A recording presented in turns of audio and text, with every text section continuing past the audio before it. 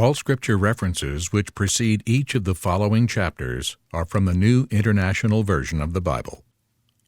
Lion's Den Survival Principles Part 2. Making a Living versus Making a Life. From the book of Daniel.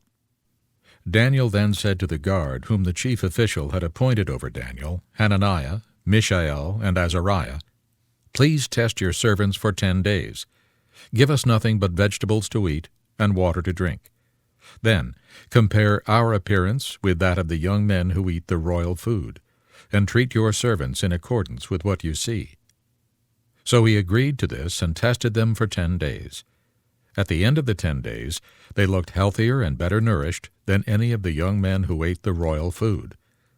At the end of the time set by the king to bring them in, the chief official presented them to Nebuchadnezzar.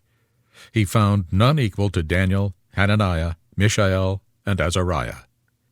Daniel chapter 1, verses 11 through 15 and verse 18. Pretty stunning, huh? Here we are 2.5 millennia after Daniel lived and got tossed to the lions, talking about him and the way he dealt with his morally hostile environment. We haven't heard much about the Jewish guys who obeyed the king's order not to pray to any other gods, or, for that matter, their kin, who did bow down to the image and avoided the fiery furnace. Non-negotiable virtue has a way of making one memorable in morally hostile environments, like Babylon, Hollywood, and other pagan venues. Survival principle. Remember that your life is not your career. Your life is your character and your quality relationships. When faced with making career points by eating food that violated Jewish law, Daniel made it clear that his moral convictions were more important to him than career success. The 100 people for every job pressure in the entertainment industry and the high financial and personal payoff for professional success create constant pressure to believe that making it in the industry is everything. It isn't. A prominent executive in a media corporation told me years ago, "I've spent all my life getting to the top of the ladder, and now I'm afraid it's leaning against the wrong wall." I just learned that the head of a major TV syndication company experienced having his wife take his kids from him and move to the Midwest because they never saw him anyway. He worked around the clock for so many years making a living that he missed out on living. Survival principle. Whether you make it or not, life will go on. Whether you get your break or not, life will go on.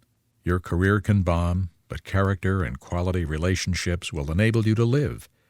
Your career can soar, but it will not bring fulfillment if you've sold your soul or destroyed your relationships with God and family. Survival principle. Never curry favor. Trust God to grant or withdraw it. The media environment is rife with vain praise, flattery, bootlicking, and duplicitous relationships, all calculated to procure favor. Be sincere whether you mean it or not seems to be a Hollywood approach. A search of the Scriptures makes it clear that it is God who gives favor. It is God who withdraws it. Being graciously authentic and honest, even when it doesn't seem to be winning friends and influencing people, is always the best approach. Proverbs declares, "When a man's ways are pleasing to the Lord, he makes even his enemies live at peace with him." Proverbs 16, verse 7. Survival principle. Those who trust the Lord to give favor get ahead farther and faster. Those who curry favor are ultimately despised and ridiculed as weak, untrustworthy, and lacking in integrity. The success of any work of God is built on this principle. I've watched God give favor with some of America's most powerful media power brokers. I've also watched him withdraw it on a few occasions. So be it. God will sustain His will, His work, and His way as we trust Him to open doors to people's hearts. Trying to pry them open never ultimately works.